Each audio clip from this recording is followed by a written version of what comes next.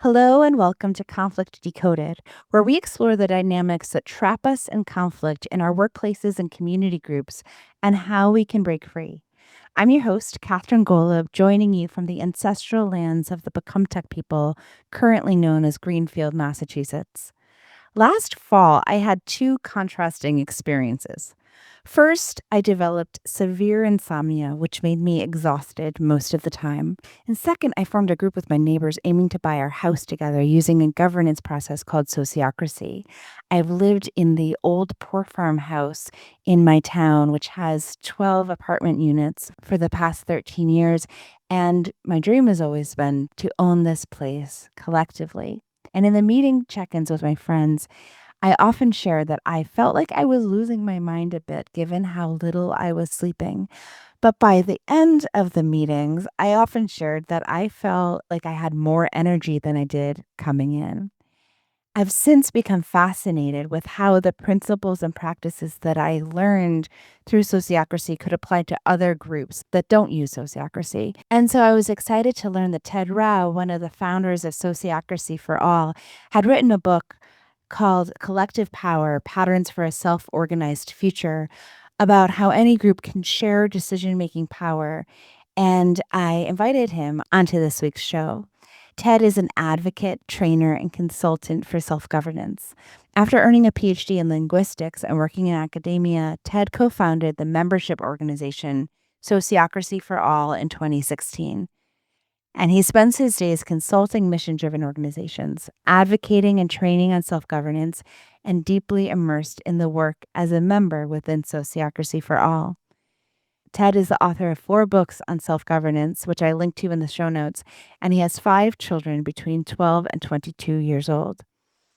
Even if we love the people in our groups and our missions, if we don't share clarity about who decides and how we decide, then problems will inevitably emerge. If you want your group to do what needs to be done while avoiding power games, drama, and decision-making bottlenecks, then this episode is for you. As you listen, I encourage you to ask yourself, what might be a safe enough next step that you could implement with your group, your team, or even your family from what you're learning here? And finally, if you work for social change and are grappling with frustrating, baffling, or draining interpersonal dynamics in your organization, community, or group, and you would like some support getting clear about what is going on and your next steps, then I invite you to apply for a free 1-hour conflict assessment with me. You can visit collingsencourage.com/conflict-assessment and fill out the application form there. Then we'll get on the phone. I'll ask you a bunch of questions about what's going on. And based on what you share, I'll offer insights, share resources, and recommend next steps. I'm aiming to do 10 free conflict assessments per month for the next few months. So please tell your friends. Again, you can apply at collingsencourage.com/conflict-assessment. I'd love to hear from you.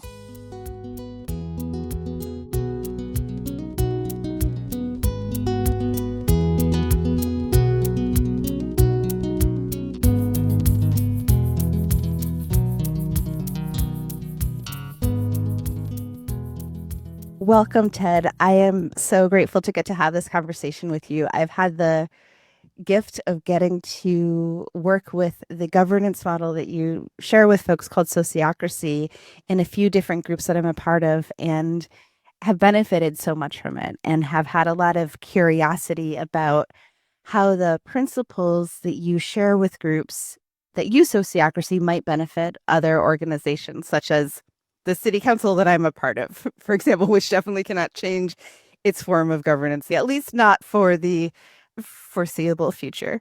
So thank you so much for having this conversation. I'm really excited to dive in. Thank you. I'm excited too.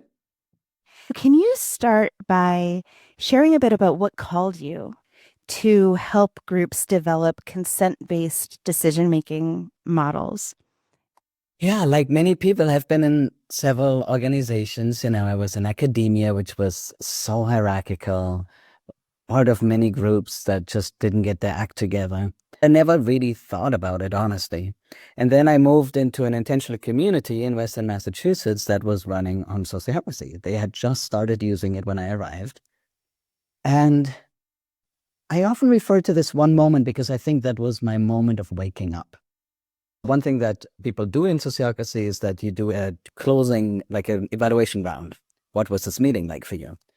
And I said, wow, I'm feeling more refreshed than when I came. I feel more connected to people, more excited than when I came. I typically leave a meeting feeling better than when I came. And that really was my waking up moment of, wait, maybe it doesn't have to just be draining. Maybe meetings could actually be good. Maybe governance is something to pay attention to. Yeah, I had a big aha there because I'm in ongoing conversations with land trust and a local housing cooperative and my neighbors. I live in a 12-unit apartment, and we've been using Sociocracy to discuss the purchase collectively of this home of ours. And it's true. Like that sense of like aliveness that I have at the end of the meeting, even though I sometimes grapple with insomnia and come in tired, I feel refreshed, like you said, at the end of that meeting. So, we're going to talk about how power is wielded in non consent based organizations so that we can see what is going on, the dynamics of why we can often feel drained at the end of meetings, and then how power is wielded and distributed and used in more consent based organizations and what that looks like. So, could you start actually by defining power and responsibility? A lot of people have different definitions of that. So, how you would define those concepts? Oh, I almost resisted doing that, but okay. Well, it's the way I come to think of it even most recently. The power, of course, something like the ability to affect things around us. Responsibility, I would say, is woven into the same web of things. You can't really separate those two because in an interconnected world, everything you do has impact, which everybody feels. So there's a more collective sense of responsibility, I guess. That's how I would hold it right now, which then works quite well with consent. It doesn't work so well with hierarchical decision making. When I hear you say that, I think perhaps responsibility is a conscious claiming of our power, right? One can know I do have the ability to affect change, whether or not I am conscious of it. And the responsibility is the claiming of that and saying, okay, therefore, what will I do? As opposed to, no, I don't have the ability. No, I'm not gonna, no, I'm gonna stand aside. No, they have the power. When actually, even those actions of no is still affecting something, still affecting the system. I like that very much. So, in a way, the example that you just brought about, for example, people standing aside, let's go all out on that one because it's such a good example. I mean, it's somewhat of a simple way of holding it, but I think it's a good way into the discussion. If we hold it like you've been doing it, like you say, okay, there's power that you have, and then there's how much you're consciously filling it. How much do you kind of step into that spot in a way? How do you fill the spot? Now, then there's several behaviors that typically show up in groups, right? The most healthy behavior is if there's kind of your spot and you fill it exactly. You do all the things that you have the power to do. Nothing gets left undone. You don't overstep. You just do exactly what you've been given. That was what we call power within. Then power over is when you constantly overstep. You basically go into other people's bubbles, right? You make decisions for other people. But power under is when people don't use the power that they have. And exactly with the behavior that you say of like, oh no, I'm going to pass on this. Oh no, that's not really me. And I can't really do that. And finding all kinds of excuses of why they can't just do the thing that they've been given. And that's quite a problem because what I write about a lot and what I think about and experience a lot is that if an individual doesn't provide a clean interface with a group, it makes it incredibly hard for a group to deal with that person because now we have to bail them out. We have to kind of encourage, we have to work around that person because they're not providing us with a clean interface of, are you here with us with the thing that needs to be done? And it makes me think about people who are in structural positions of power, like a mayor, for example, who actually wields a lot of power and who thinks of themselves as powerless. That is often one of the most destructive stances that holds a victim mentality or holds a powerless place. And then it becomes incredibly challenging to interact with that person. Of course, you and I share a commitment to consent-based organizations, and the very question of whether we want a strong mayor system is one to be discussed. And talking about current conflicts, that if one holds that position of structural power in the current moment that exists, but thinks of themselves as powerless, like you said, it becomes incredibly challenging for the group to know how to interact with them. Mm-hmm. Yeah, and that's, I think, where it's useful to add the fourth dimension of power that I talk about in that book, Collective Power. So I talked about that perfect filling, kind of the ideal situation where you're perfectly filling the spot that you have. That's power within. But then what I call power with is basically when there's this ideal state of power being held in that context, right? So that's what the governance angle adds to it, right? Some people have this idealistic frame that if everybody just holds their power in a clean way, there's never any issue. And I've seen just again and again and again that that's not true either. Like, it's not only an individual responsibility to hold your power in a clean way, it's also a collective responsibility to have governance systems where we can pick people up there, basically. Because, for example, if I talk about power within as a way of perfectly filling the spot that I have, how do I know where that spot begins and ends? If I don't know that, then I don't have any way of acting from a power within stance, because I literally don't know how big my spot is, right? That puts me in a position of either understepping the whole time, because how would I know? And, because I work in governance, I see quite a bit how people suffer from their own systems. And even if they did everything right, they would have a hard time. Like, I've seen situations, not even hierarchical situations so much, though that happens there too. But to me, the worst situations are when there's not enough structure. And basically, it's a little bit like organizations can kind of lock themselves out of their own organization and throw the key away, because they can't figure out who has the power to do anything and who has the power to give power and to clear the system that would get anybody power. And then everybody is the victim, no matter how well they hold their power within. And even that mayor that you're quoting, I mean, I don't know too much about the systems there, and it tends to be that they're at least clearly defined. But sometimes systems can be set up in such a crappy way that they actually leave people powerless. And I mean, this happens in so many like emergent organizing groups, community groups that are like, yeah, we just decide together. And then power dynamics emerge inevitably.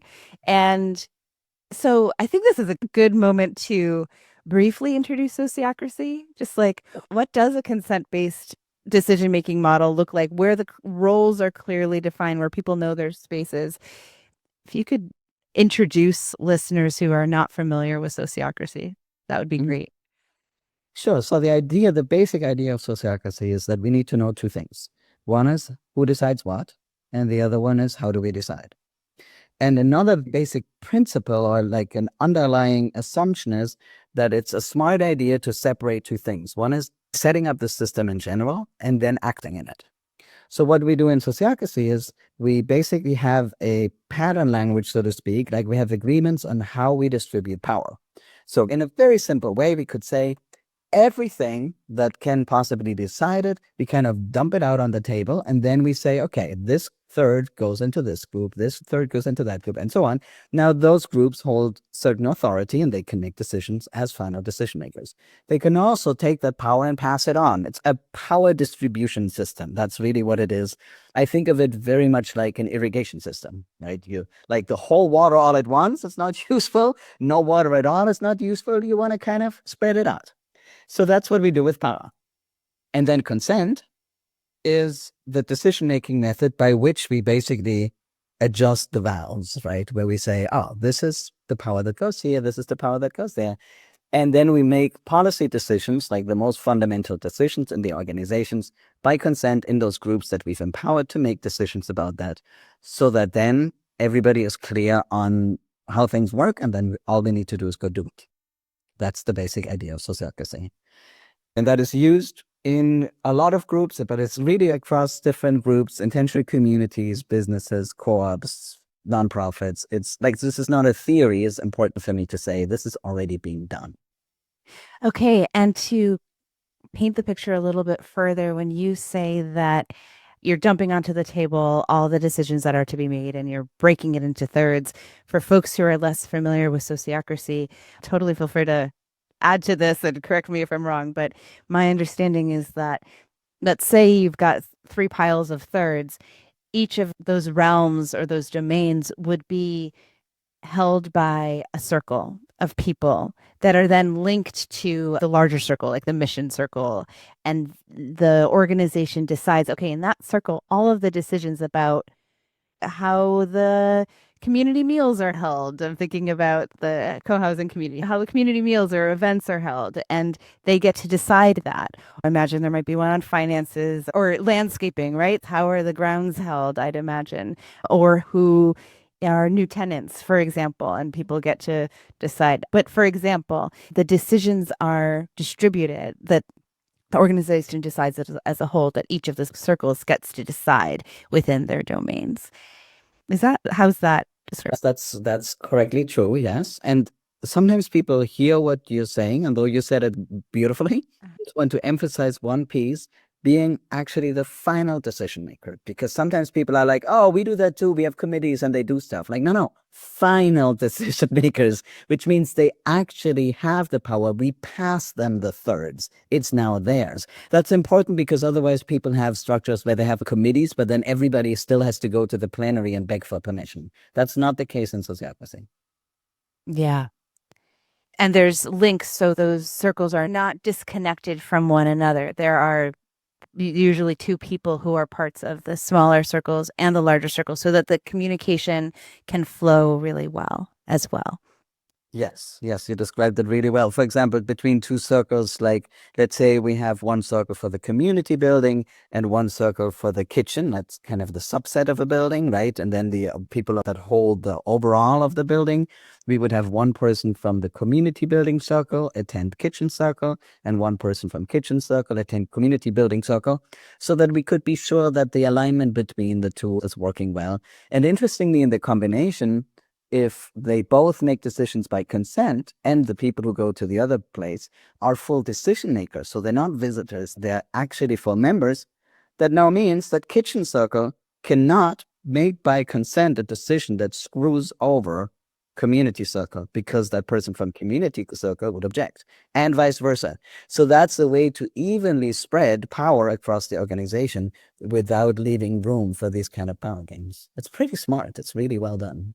Yeah, it really is. And when I found out that you have a background in linguistics, it made a lot of sense. I've never studied linguistics, but I imagine there's a logic to this that it makes so much sense. So can you share what is consent-based decision making, especially versus consensus? Those are very distinct things. Yes. So let's describe consent first, and then let's look at the other ones.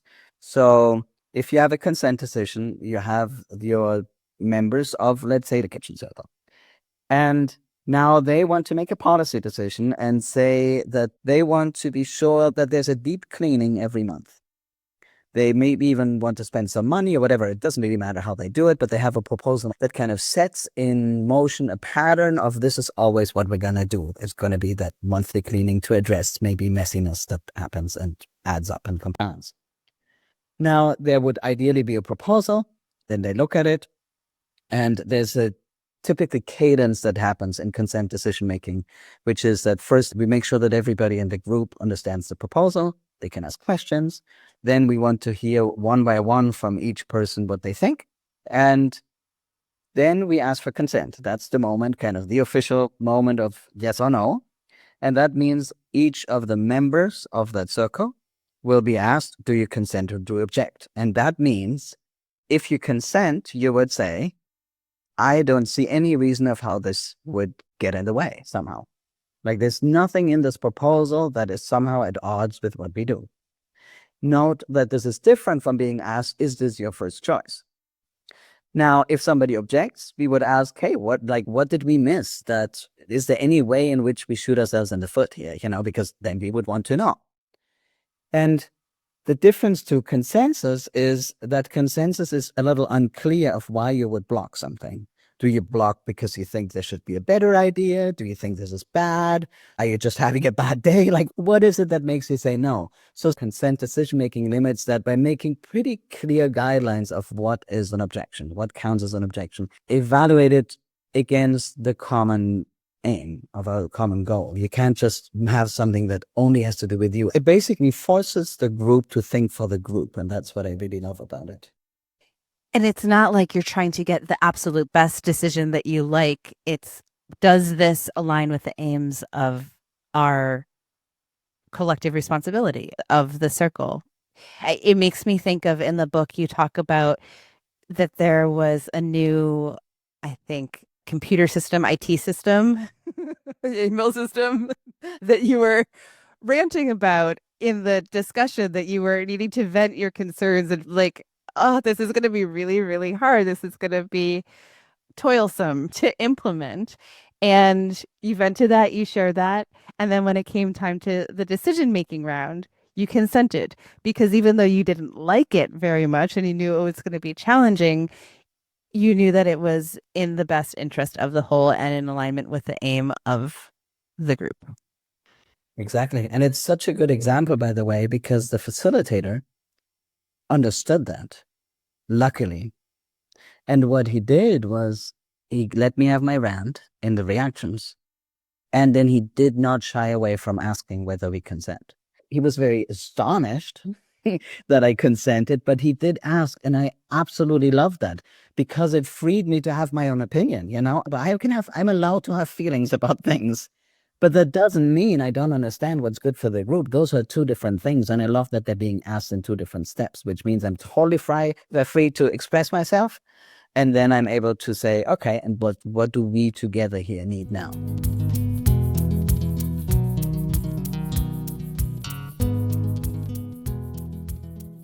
So sometimes I wonder on city council if we are just screwed because we use majority vote. And my first question is, can you talk about the pros and the cons? Like, what are the hidden dynamics that people who use, or communities that use majority-based decision making, why is it not working?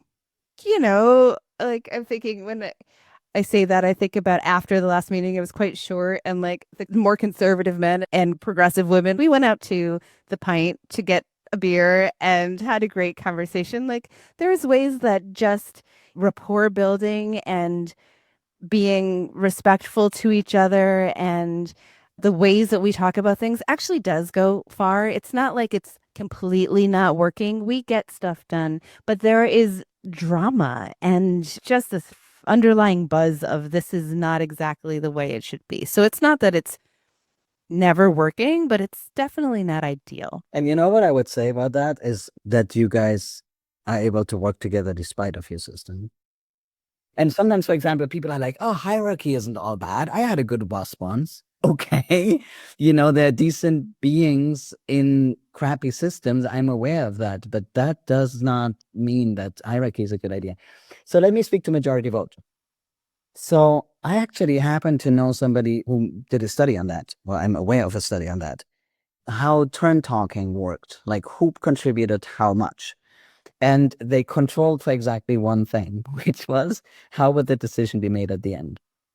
Okay. So you put two groups into the same situation, discuss the same thing, make a decision. One of the groups makes it by majority vote. One of the groups makes it by what they tested was consensus. They didn't know about consent.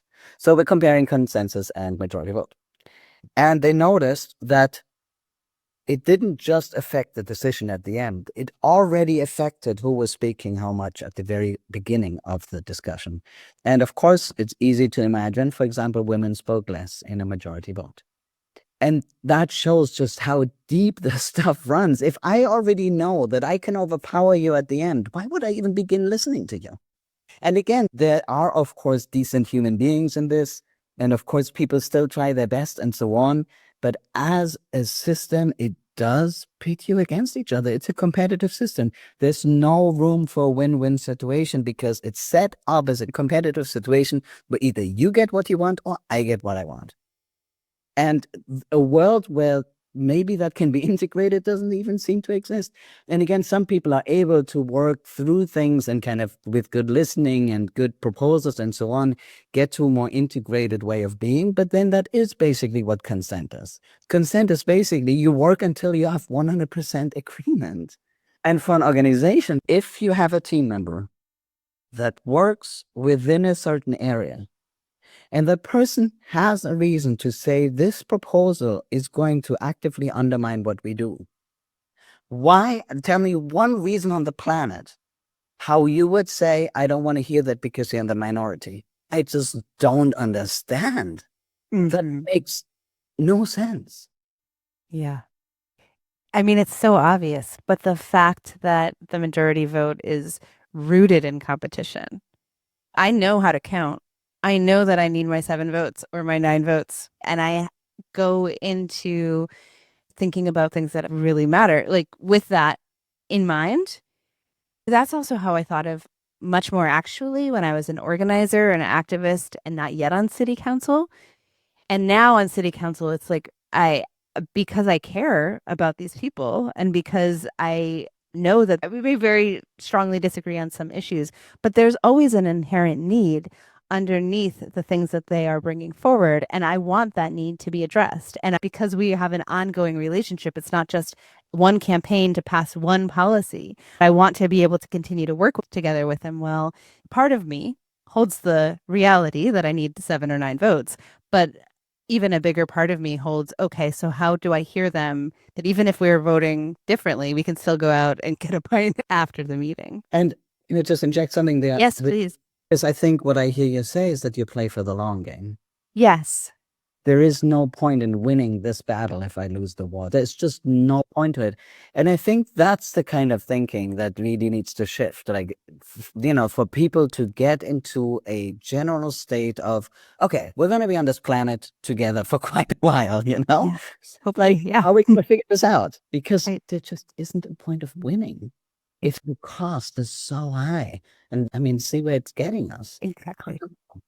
One other thing that it feels important for people to know about consent-based decision making is that anyone can object based on saying that the proposal is not in alignment with the aims. And I know that myself included, have had a lot of frustration in consensus decision making processes where one person can object and it just derails the entire conversation. Can you talk about objection and how that works in consent-based decision making and how that might not derail the process? Happy to. Yes. So the line really is that an objection is a gift. And that sounds like it's a euphemism, and I don't really mean it that way at all. I really mean it exactly like that. And now why? So imagine somebody that you work with because you're on this kitchen team together, right? This works the best if you have a really lived experience with each other. Okay. And you depend on each other, right? Because if that person doesn't do their thing, how am I going to do my thing? We're super interdependent. We're on the same team. And now you bring a proposal and that person says no. First of all, I'd be super curious what they have. Like, wow, what did I miss? What did I not see? Now that person gives you a reason that really shows how whatever the proposal was undermines the aim. Basically, as soon as you hold it that way, they now prevented us by speaking up from making a mistake. Because an objection always points out harm, so they prevented us from doing harm. Thank you. So the most logical reaction if somebody objects is to say, thank you so much. Thank you for bringing it up, especially because culturally it's hard to object. So I'm always just super intrigued when somebody objects. It's like, ooh, now I get to hear, now I get to learn something new that I wasn't aware of because otherwise I wouldn't have proposed it this way. The interesting thing then is what happens next, because often people think like, oh, somebody objected so we couldn't move forward. But that's not how it works. In sociocracy, there's then a process where you look at the objection, you understand the objection. That helps a lot, listening first. That's kind of half of it. And then there are a few techniques that are just nothing but brilliant. I learned this all from other people. I'm just so in awe of just how deeply brilliant it is. One is you can modify the proposal. If somebody objects and says this is going to be too often and we have events on Sunday evenings, we can't have a cleaning team there Sunday evenings, you're like, oh yeah, right, let's do it Saturday. Okay. The other one is to shorten the term. The idea is that any decision that we make, we try out for a while because we already know nothing can be perfect. So that's a certain humility already built into the process. You're just trying to find kind of what's good enough for the next few whatever months. So first of all, it's face saving in an interesting way because you might object based on something where I'm like, oh, I worried that this will be too awkward because people, a professional cleaning team might not get our order of things and put things into different weird places all the time. And now we could have a 2-hour discussion on whether that will be so.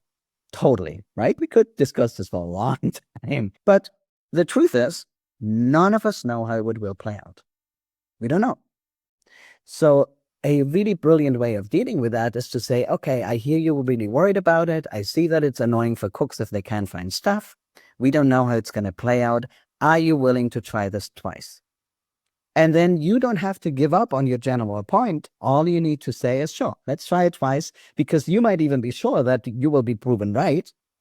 So often people actually are very happy to do that because they're like, yeah, sure, I want you to see that exactly what I think will happen. But the cool thing about it is we still move together as a group. Nobody needed to give anything. Nobody had to lose anything. All we do is we are now in a new moment in time, 2 months later, and we can see what actually happened. And then the other, just for completeness, the third way of integrating an objection is very much related, which is you agree on what's your warning sign. If the cleaning team goes in and on the next Tuesday, if somebody cooks, they send us an email enraged that everything was in a different place, then we might actually pull the plug early and say, you know what, we're not even going to do that second experiment. And now we all know, and now we can safely and together walk into the new situation. We all learn something new. We're in a new moment in time. Everything continues, no drama. This is one of my favorite parts of consent-based decision making. I have a lot of favorite parts, but I love this. A lot of my clients come to me burned out and trying to figure out whether or not they should stay where they are in their work or pursue something else. And so many people come to me stuck in this, what's the right choice? What's the best choice? And they're stuck in inaction because they're trying to find the perfect solution. A big part of what I teach people, and it's actually quite easy to learn, is that clarity is an emergent process. We don't get crystal clear and then take action. We get clear through taking action. I love how this model allows for collective exploration and experimentation and emergence. So we're not looking for perfection. It's iterative design. I guess what I love about that so much, and that's been coming up for me recently more even, is that it assumes that perfection is not on the table. It's not an option. Like, we don't even try because we know it's impossible. I do a lot of facilitator training, and that's one of the first things I tell them. Like, you will not be a perfect facilitator, ever. Just accept that. So now that we know that, how can we get better, right? Because that's the point of what are things that we can do to get better. And as you say, sometimes people get in their own way, right? And then they don't even make a first step. Or they hypothesize a lot, like I pointed out earlier in the example of having like a 2-hour discussion on what might possibly happen if we ever did anything. Oh, none of that is helpful. But I think there's a deeply, I would even say, paradigmatic change in it. Because as you say, the technique is easy to learn. But what people have to accept in that is the not knowing and the uncertainty. Like, moving in uncertainty is just excruciatingly hard for people, right? It seems to be like there's so much to lose, as in like imaginary things to lose, like being like a competent human being in the world because you don't know what the perfect thing is to do and so on. And I think it's just so overdue for us to let go of those things, because actually what comes after, when we've let go of that, is actually more agency and all of that, right? It's Yeah. just breaking through that mental barrier and arriving there.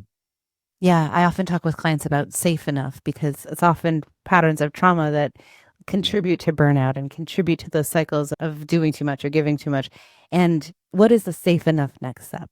And we don't have to heal all the trauma to be able to be like, oh, okay, this is safe enough. I can go through this little gate before I cross through the enormous gate of deciding whether or not to leave my job, for example. Right. And also, I do just want to underscore that you saying that objection is a gift. Like, initially at the beginning, it could just take a lot of courage and responsibility to offer that. What I hear you doing is helping organizations and groups create enough safety and a culture of, oh, it doesn't take that much courage. It's not that scary anymore to object to the group because I know that it'll be held and heard.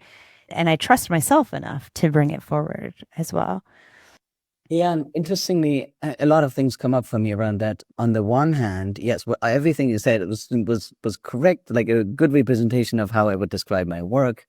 And there is a piece that I'm always sort of unsure about, which is what is my recommendation if people can, for example, only use consent decision making, but within a hierarchy? Right now, you're being told it's safe, but is it?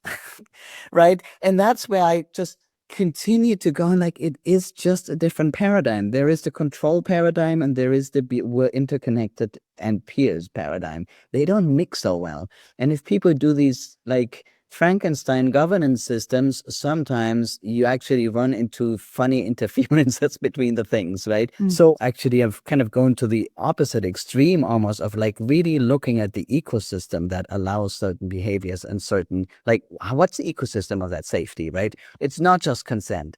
It's also how does that person even become the facilitator or the leader? How do we even decide who's in which group?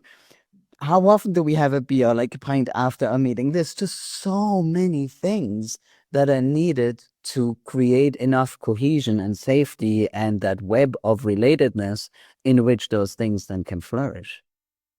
And so consent-based decision making is just one element. You write about four pillars of resilient organizations, of which this is one small part. Can you talk more? Like what else is needed in that ecosystem? The first one is the structures and processes. That's why I would throw consent. You need to know who decides what, how to decide, and so on. The less you know about that, the easier it is to get into these gray areas where people get in trouble because they thought they were doing it fine, but other people interpret it as overstepping or whatnot. That's where drama ensues. Then the other one is trust in relationships because they are heavily interdependent. You can't run consent in a situation where you don't trust each other. Because, for example, if I integrate the objection by saying, let's look at it in 2 months, but you don't trust me that I will, it doesn't hold water. So trust and consent need to click together, and trust requires relationships. So you can't have one without the other. And I would argue that just trust without a proper governance system will eventually catch up with you as well. I've seen plenty of examples of that. Then the other one is, and I hesitantly put it there, I would maybe rephrase it differently now, 2 years later, but principles and values just to do with a basic kind of, do we live in the same reality? Because if you don't, you have to fight out everything along the way. And there's just so much fighting out you can do. What do you mean by living in the same reality? Yeah, and I don't mean having the same opinions. I just mean agreeing on the basic observations. You know, if you don't agree on the basic observations, then it's just hard. Like, how do you operate in consent decision making when somebody like says something that just, let me come up with an example. Yeah. And I'm trying to not necessarily even go to a racist example because that's too easy. Find something more refined than that. So that's easy. Let's say somebody operates just with a basic kind of pessimistic outlook that is just somewhat on the outrageous end from where I sit. So let's say we are getting this cleaning service and somebody says something like, oh, these cleaning services, they always hire teenagers and teenagers are unreliable. But you want to say, well, is that so? You know, like, is that so? And both the unreliable part and that they always hire, I don't know, you know, and now you have to fight that out. Now you have to like sit down. Is that so? You have to pick through it. And how much picking through can you do? You know, if every step along the way you are that like in just such different worlds, we also have to acknowledge that governance gets harder if you have to basically negotiate every sentence you say. Yeah. It makes me think about on a city council example, like whether or not we should be passing resolutions to support statewide policy in the first place. There's some of us that believe that, yeah, actually that's a tool within our wheelhouse that we should use. And some people don't believe that. And that's talking about basic guiding principles, I think. So then I have people who don't believe in governance. They think on that level of like, oh, governance, you know, if you have people on either end of spectrums, it's like, okay, and we're discussing this one again. Okay. It just feels, yeah, as you say, it's a little bit like you want to go for a hike. And some people deny that mountains exist, and some people don't own hiking boots. They're like, okay, we're never going to go anywhere here. So it's fine to work across the differences, but you have to at least have a different opinion about a similar enough reality. I guess it's a similar enough that I would go to here. That is useful. That makes sense. And the fourth pillar, skills and experience. And that I basically threw in there because I noticed that even if you have none of these things, if you can somehow creatively piece something together, then it works out anyway. And I think of those four pillars as something where you don't have to have 100% on all of them. It's enough if somehow comes together. If you have some critical mass between all of them. I would argue that you can't have 0% on any of those. You have to have some trust. You have to have some clarity on processes, some skills, and some shared reality. If you have a group of friends that has no formal governance system, but they can read each other's minds, great, that works. If you have a group where they constantly trip over each other because they say edgy things, but they agree on the basic reality and there are a lot of skills and a lot of love among them, that works as well. Just need to watch out so that the cohesion, that it's not like a fabric that just fails and just doesn't hold what it's trying to do.